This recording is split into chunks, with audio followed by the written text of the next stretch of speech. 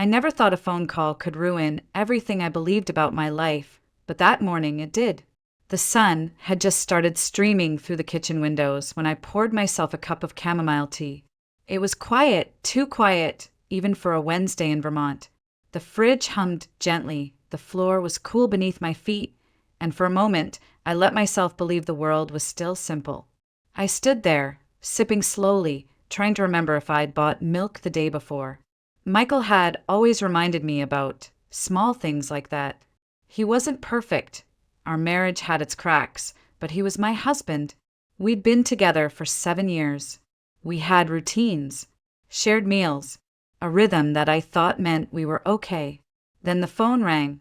It was one of those old landline phones with a shrill, jarring tone. I nearly spilled my tea as I rushed to pick it up. "Hello," I said, balancing the receiver on my shoulder. "Is this Mrs. Bennett?" The voice was male, formal, hesitant. "Yes," I replied, suddenly alert. My fingers tightened around the ceramic cup. "Who's this?" I'm calling from North Valley Medical. I'm afraid I have some difficult news. Your husband, Michael Bennett, he was in a car accident this morning. He didn't make it." For a second, I thought I'd misheard him. I waited for another sentence, something to soften the blow, to make it less real. But it didn't come. Only silence and the sound of something sharp breaking inside me. "What?" I whispered. "No, there must be a mistake. Michael he just left for his business trip last night." "Are you sure it's—" "I'm very sorry, ma'am," the man continued, and I could tell he was struggling too. "There's more you should know." My heart was pounding. My knees felt weak. I sat down slowly at the kitchen table, the chair legs scraping across the tiles like a scream. What else?" "He wasn't alone in the car," the man said. "There was a woman. She also died at the scene." I didn't say anything. "We identified her as a woman named Erin Mitchell. We believe she was involved with your husband." A sound left my throat, dry, breathless, and unfamiliar. Not quite a gasp, not quite a cry. And he hesitated again, and I already knew what was coming, like watching a nightmare unfold in slow motion. "We discovered they have children, twin daughters. They're 6 years old. Their next of kin is unclear. We're reaching out to extended family. But we thought you should know." I dropped the cup. It shattered against the floor, the tea staining the tiles like old blood. My hand was trembling, my whole body shaking with a cold that had nothing to do with the temperature. Michael had children, twin daughters, with another woman, and I never knew. The world spun. The walls seemed to tilt, and I had to grip the edge of the table just to keep myself grounded. My ears rang, my vision blurred. The man kept talking. He said something about legal procedures, about next steps, but his voice was just noise now, like static in a room that no longer felt like mine. I don't remember hanging up. I don't remember how long I sat there staring at the broken porcelain on the floor. Minutes, hours maybe. I only remember one thought pulsing in my head, like a drumbeat. Michael was dead, and he had lied to me about everything. How could I have been so blind? He wasn't just unfaithful. He had an entirely separate life. A woman, children, secrets so big they could crush me. And they did, over and over, like waves that wouldn't stop. Eventually, I forced myself to move. I swept up the shards, tossed the tea-soaked towel into the sink, and stared out the window at the street we used to walk together. It looked the same, calm, normal, but I wasn't. Not anymore. I kept replaying the conversation in my head, hoping something had been lost in translation, hoping it was some cruel mistake. But deep down, I knew it wasn't.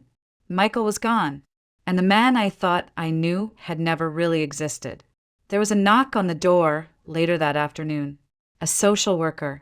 She had kind eyes, soft words, and 2 terrified girls holding each other's hands behind her.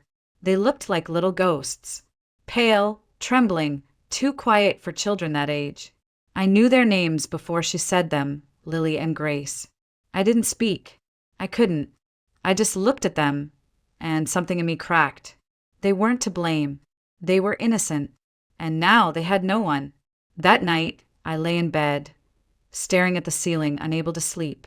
Not because of Michael, but because of the way Lily had looked at me. Hopeful, scared, and somehow trusting. Like she was asking for something, even if she didn't know what it was. I didn't know what I would do. I only knew this. If I turned them away, I'd be no better than the lies he left behind. And I was done living in his shadow. The funeral was small, quiet, almost hollow. Michael's side of the family, what little there was of it, showed up in black suits and stiff handshakes, barely meeting my eyes. Aaron's relatives weren't there. No one claimed the girls. No one stepped forward to speak for them. It was like their parents had vanished and the world had simply moved on. I stood under a gray sky, the wind tugging at my coat, watching two tiny girls cling to each other beside a casket they were too young to understand. Lily's hand never left Grace's, and Grace didn't look at anything but the grass. They didn't cry. That was what broke me the most. Children should cry when they lose everything. These two had already learned not to. The social worker approached me again after the service. She said they could go into temporary foster care, that there was paperwork, protocols, resources that could be tapped into. But I wasn't really listening. I was staring at Lily's shoes. Pink sneakers with a tiny rip along the side. I don't know why that's what made it real for me.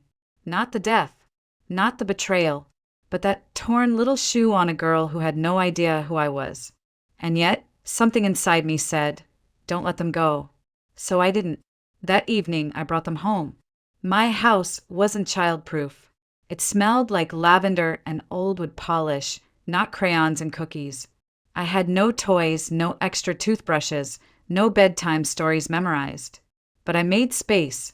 I cleared out the guest room, washed the sheets, and set out two stuffed animals I found in a box from when my niece visited years ago. I had no idea what I was doing, but I couldn't let them disappear into the system. The first few weeks were quiet. Lily asked questions about everything. What time was dinner? Could she have a night light? Did I know how to braid hair? Her voice was small but curious. She was trying. Grace, on the other hand, barely spoke. She watched me with wide eyes from behind her sister. She spent hours alone, drawing in a little spiral notebook I hadn't even noticed she'd brought. Her sketches were surprisingly good. Houses, trees, animals, always in pencil, always with gentle shading. She never showed them to me, but sometimes she'd leave one on the kitchen counter, folded with no name. I hung them on the fridge anyway. I didn't tell anyone at first. Not my coworkers. Not my closest friends. Eventually, word got out. A few neighbors gave me odd looks at the grocery store. One coworker whispered, "You're stronger than I'd ever be," as if pity and admiration came in the same breath. But I didn't need their understanding.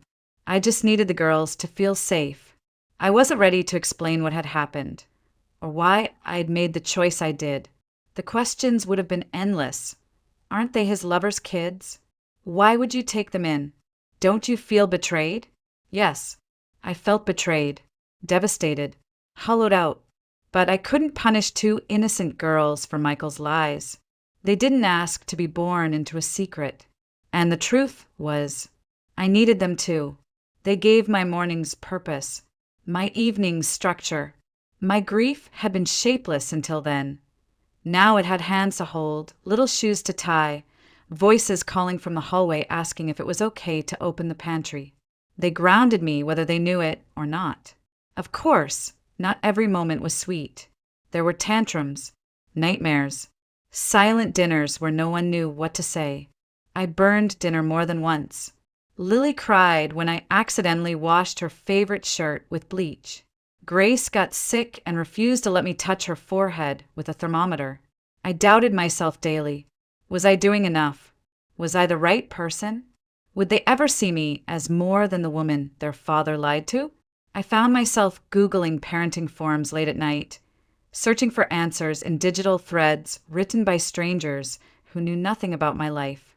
But every morning I got up, made breakfast, brushed hair, packed lunches, and tried again. Eventually, things started to shift. Lily began sitting next to me on the couch instead of across the room. Grace started humming when she colored, small, tuneless sounds, but sounds nonetheless. They began calling me Miss Caroline at first, then just Caroline. Then one day, Grace slipped and said Mommy before catching herself. She looked mortified, but I didn't correct her. I just smiled and made pancakes. By the end of that first year, we had routines, inside jokes. Years passed quietly, each one marked by back-to-school nights, birthday candles, and scraped knees. By the time Lily turned 14, she had already started managing the family grocery list. Grace filled sketchbooks faster than I could keep up with. I wasn't just raising children. I was witnessing them become themselves. Favorite songs in the car. We baked cookies that always came out too hard. We danced in the living room to songs from the radio. I bought bunk beds with stars on the frame. They picked out their own blankets. Lily chose sunflowers. Grace picked deep green. One night, as I tucked them in, Lily whispered, "Do you think Daddy can see us?" I froze. Then I knelt beside her bed and said softly, "Maybe. But I think he'd be proud of how brave you are." She nodded, and that was the last time she ever asked about him for a long while. I still cried sometimes, alone in the laundry room with a towel pressed to my face. The betrayal hadn't vanished, but it was no longer the center of my story. These girls were, and I was no longer just surviving. I was becoming their mother. By the time they graduated high school, our tiny home was full of college brochures and part-time job schedules. Lily got into a state university with a full scholarship in accounting. Grace chose a smaller art school 2 towns over, majoring in interior design. I helped them pack, cried when they left, and celebrated every call that came after. 16 years went by before I realized just how much we had built together, not from blood, not from names on paper, but from ordinary days stitched together by love. Lily and Grace grew into young women before my eyes. They each had their own rhythm, their own voice, their own way of being. Lily was steady, focused, drawn to order and structure.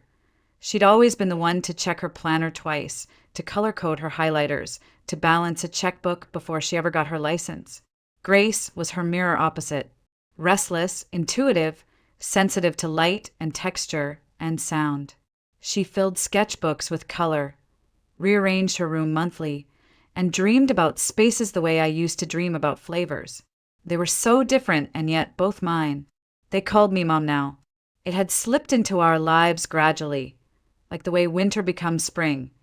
You don't notice the first warm breeze until it's already wrapped around your skin. And I never asked for it. I never dared to expect it. But when it came, it felt right. I kept working, kept saving, kept the house warm and the fridge full. But I let go of a lot of things too. My dreams, mostly. I'd stopped talking about the cafe years ago. There were moments I wanted to bring it up, when I saw a vacant storefront or read about a new bakery. But then Grace would need new art supplies. Lily would need gas money for the drive home. And my dreams would quietly fold themselves back into the cupboard. It didn't feel right to want something for myself.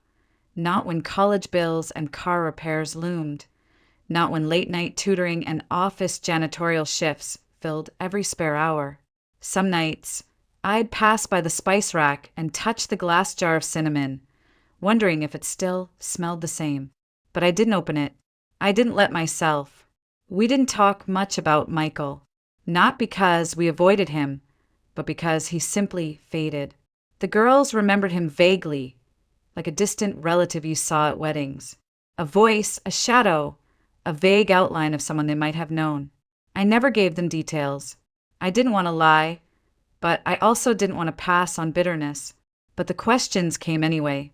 One evening, just as the sun was dipping below the maple trees out back, Lily looked up from her dinner and asked, "What was he like?" I paused, my fork frozen in the air.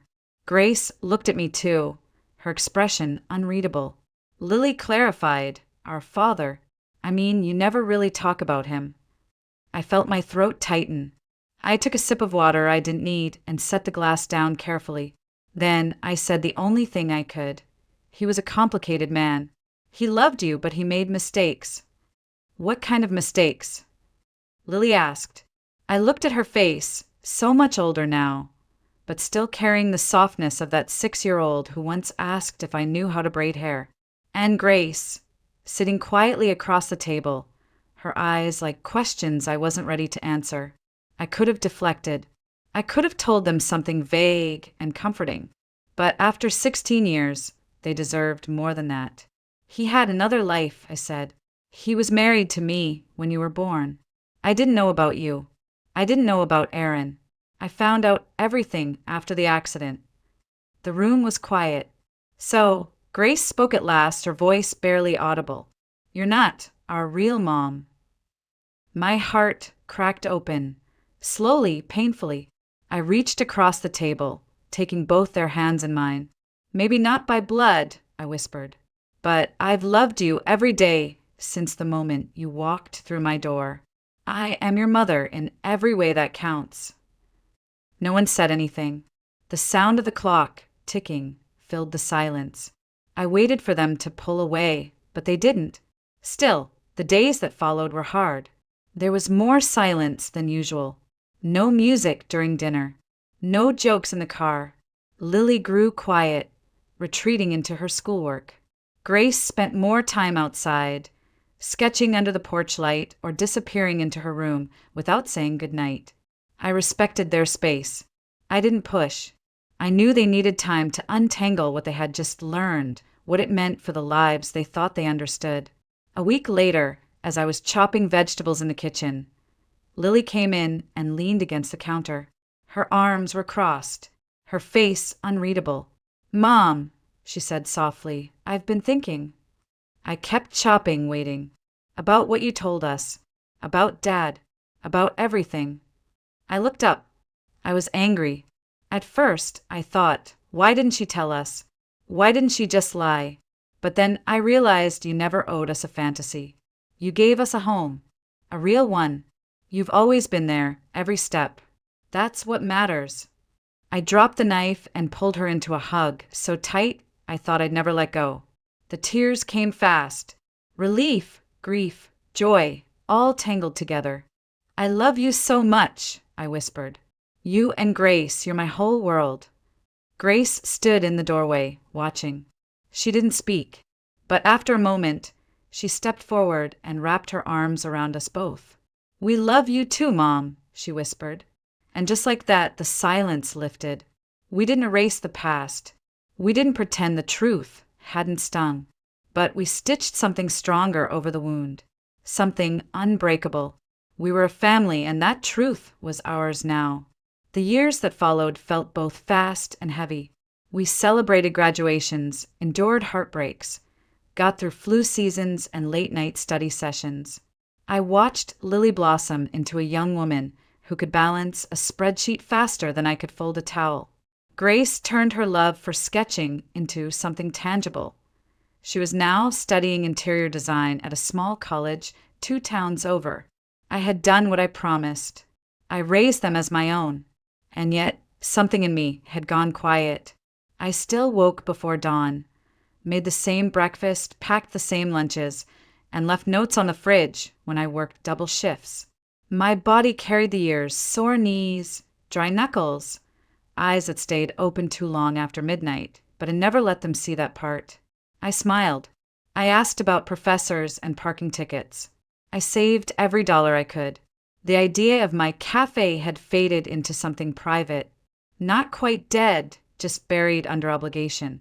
Then one night, as we sat around the dinner table, eating Grace's oversalted stir-fry and laughing about it anyway, she put down her fork and asked, Mom, if you could do anything just for you, what would it be? The question landed softly but hit something deep. I blinked. What do you mean? If you didn't have to think about money or time or anyone else, Grace said, what would you want for yourself? I looked between the two of them, and for the first time in years, I let myself answer truthfully. I used to dream about owning a cafe, I said, almost laughing at the sound of it. A small one, Cozy, somewhere people could come and sit and feel like they belonged. I always loved feeding people, not just their stomachs, but their hearts. Lily smiled slowly. Why didn't you ever do it? I shrugged. Life, bills, timing. And then, I had you too. You became the dream. They exchanged a look. It was subtle, quick, but I noticed. I didn't think much of it, just assumed they were touched by the sentiment. I didn't know, couldn't have known, what they were already planning. Weeks went by. I kept working. They kept smiling in ways that made me suspicious. Grace asked me random questions about paint colors and kitchen layouts. Lily started asking about recipes I hadn't cooked in years. I chalked it up to curiosity, but something was happening. I didn't realize how serious it was until one Sunday afternoon. I came home from the grocery store and found them whispering in the living room with a laptop open between them. When they saw me, they jumped, literally jumped, and slammed it shut. I laughed. What are you two up to? Nothing, they said in unison. Too fast. That's when I knew something was coming. I just didn't know how big it would be. It had started as a joke one evening. Grace sketching a fake cafe logo on a napkin. Lily running mock numbers on a spreadsheet. But slowly it became real. They set up a joint savings account. Every extra dollar from internships, scholarships, freelance gigs went into it. Even birthday gifts turned into seed money.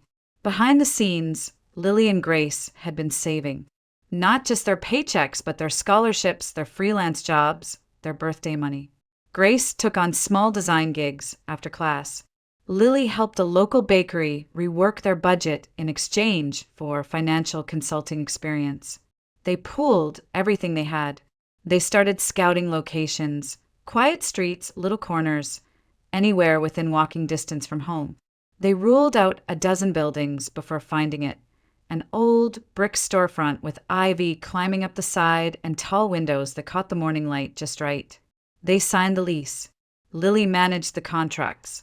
Grace started sketching designs before the paint was even dry. It made perfect sense. Lily had always been the planner, the organizer, the one who color-coded her entire life. Grace saw the world in layers and palettes. She could make a napkin look like art. Together, they made something beautiful. They wanted it to feel like me. Warm colors, open shelves, a kitchen where the oven could be seen from the tables, vintage plates hanging on the wall, a bookshelf near the window for people who liked to read alone, a corner booth with a patchwork cushion, just like the old armchair I used to sit in after work. Everything was chosen with care. They kept it a secret for almost 4 months. I had no idea. I was too tired, too busy, too caught up in the rhythm of daily life to notice all the signs. Until one night, Lily came into my room and said, "Don't make dinner tomorrow. We want to take you somewhere." I raised an eyebrow. "Where?" "It's a surprise." The next evening, they picked me up in Grace's car. I wore my good shoes, the ones I usually saved for parent-teacher conferences. We drove in silence, both girls grinning too wide. When we pulled up in front of the building, I didn't understand. It was unfamiliar, clean, newly painted. A soft yellow light glowed from the windows. A wooden sign hung above the door, and on it, in simple dark letters, was written, "Caroline's Hearth." I stared at it, not breathing. Grace took my hand. "Come on, Mom. Let us show you." I followed them through the front door. The moment I stepped inside, I knew this place wasn't just a gift. It was love. The air smelled of cinnamon and vanilla. Light jazz played from hidden speakers. The counter was polished wood, the shelves lined with jars of tea and fresh herbs. A small group of people stood in the kitchen, waving as we entered. Friends, neighbors, faces I knew and didn't know. I couldn't finish the sentence. Lily stepped forward, her voice shaking with pride. "It's your cafe, Mom. We built it for you." I covered my mouth with both hands. My legs felt weak. "You gave us everything," Grace said. "It was time we gave something back." Tears filled my eyes so quickly I couldn't stop them. I walked around the space, touching the corners, running my hand along the countertop, opening drawers I hadn't even asked for. The oven was the same brand I used in our kitchen. The plates were mismatched on purpose. It was perfect. "I don't know what to say," I whispered. "I don't think I've ever been this surprised in my entire life." Grace smiled. "We hoped it would feel like home." I laughed, wiping at my cheeks. "It does. It absolutely does." And for the first time in a very, very long time, I felt like the dream I gave up on had been waiting for me all along. The grand opening wasn't grand in the way most people might imagine. There were no press releases, no photographers, no influencers waiting to post reviews. It was simple, honest, perfect. The morning of, I wore a navy blue apron with my name embroidered across the chest, Caroline's Hearth, a gift from Lily, folded carefully on the front counter. Grace had arranged a bouquet of wildflowers in a mason jar beside the register, and soft morning light poured through the windows, just the way she'd imagined when she first saw the building. I stood at the door while guests trickled in, neighbors, friends, people who had seen me at the grocery store for years and never known my name. A woman who remembered me from the Parent-Teacher Association. A man whose mother I used to care for during her hospice days. They smiled, hugged, sat down quietly. The smell of cinnamon rolls and fresh bread wrapped around them like a blanket. Lily managed the register. Grace floated from table to table, adjusting vases and making sure every detail whispered welcome. And I stood behind the counter, hands trembling slightly, until someone ordered the first cup of coffee. Then I moved, and everything made sense again. It was like I'd stepped into the version of myself I had buried long ago, measuring flour by feel, moving with the rhythm of the kitchen, giving smiles with the food, warmth with every plate. I wasn't just cooking. I was offering pieces of my heart. People lingered. They stayed long after their coffee was cold. They leaned into the windows, reading, laughing, staring out into the sleepy Vermont street like they'd found a second home. That night, when we locked the doors and flipped the sign to closed, I stood alone in the center of the cafe, turning in slow circles. It was real. It was mine, and I hadn't done it alone. The days that followed moved in a quiet, beautiful rhythm. Business grew, not explosively but steadily. Word of mouth spread. Someone posted photos online, and soon we had people driving in from the next town, just to try the peach scones or sit near the bookshelf in the corner. Lily and Grace worked shifts with me when they could. We were a team. Lily took over the books and logistics. Grace redesigned the menu board weekly with hand-lettered chalk. Every Saturday, they let me experiment, one new dish, whatever I wanted. Sometimes it flopped. Sometimes it sold out before noon. But they always insisted I try again. The cafe began to expand not in size, but in soul. People brought their own stories. A couple who'd lost their child came every Sunday, always ordering the same tea and sitting at the same table. A man recovering from a stroke learned to speak again over muffins and daily crossword puzzles. A group of retired teachers gathered in the back corner every Friday with card games and knitted scarves. No one ever hurried here. That was the rule. One afternoon, a customer told me, "There's something in the air here. It feels like kindness." I didn't answer. I just smiled. Because what could I say? Kindness was all we had. And it was enough. As months passed, I began to let go of the kitchen a little more. I trained a young girl named Zoe to take over my morning prep shifts. She was quick, kind, and curious. She reminded me of Grace at that age. I stepped back slowly, watched the cafe move without me, and realized it didn't need me at the center to be full of love. That was when I started thinking about the future. One evening, as we wiped down the tables and counted the last of the day's tips, I looked at Lily and Grace and said, "I won't be able to run this place forever, you know." They both stopped moving. "I wanted to stay in the family," I continued. "When the time comes, I want you two to take over, not just the name, but everything this place stands for." Grace smiled first. "We were waiting for you to say that." Lily nodded. We've already started planning some ideas for expansion, but only if you're ready. I felt a lump form in my throat. I'm not sure I'll ever be fully ready, but I trust you. And I meant it. In the years that followed, I gradually handed over the reins. The cafe continued to grow under their care. They added a second location across town, then a tiny mobile truck that served festivals and farmers markets. But they never changed what mattered. They kept the shelves open, the air warm, the music soft. They kept the scones flaky and the coffee strong. They kept the soul, and they kept my name on the sign. Now, I spend most mornings in the corner booth near the window. My spot, a cup of tea, a fresh croissant, a notebook I rarely write in anymore. I greet customers who don't know who I am. I listen to conversations that float by like wind chimes. Sometimes I watch Lily managing staff with a clipboard in hand. Other times, I see Grace guiding a young designer through fabric samples near the wall. I don't interfere. I don't need to. They've got it. We never speak much about how it all began. Not about Michael. Not about the secrets, the betrayal, the pain that once threatened to bury us all. But the truth is, we don't need to revisit it, because we didn't build our life on what he left behind. We built it on what we chose every day after, and that is everything. Looking back, I realize I never just opened a cafe. I built a home, not for the town, not even just for my daughters, but for the woman I had to become after everything I lost. A woman who didn't quit. A woman who learned that family isn't what you're given, it's what you grow.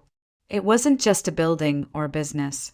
It was the last piece of a puzzle I didn't know I was still solving. And in this little place, Caroline's Hearth, I found not only my dream, I found the proof that love, real love, always finds its way back, even after everything. I used to think that betrayal was the worst thing that could happen to a person. That discovering a lie, especially one that unraveled everything you believed, was something you never quite recovered from. But now I see it differently. What broke me wasn't just the betrayal. It was the silence that followed, the emptiness, the question of who I would be when the dust settled and no one was left standing beside me.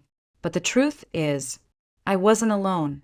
Sometimes, life hands you a story you didn't ask for, a heartbreak, a burden, a responsibility that feels too big for your hands.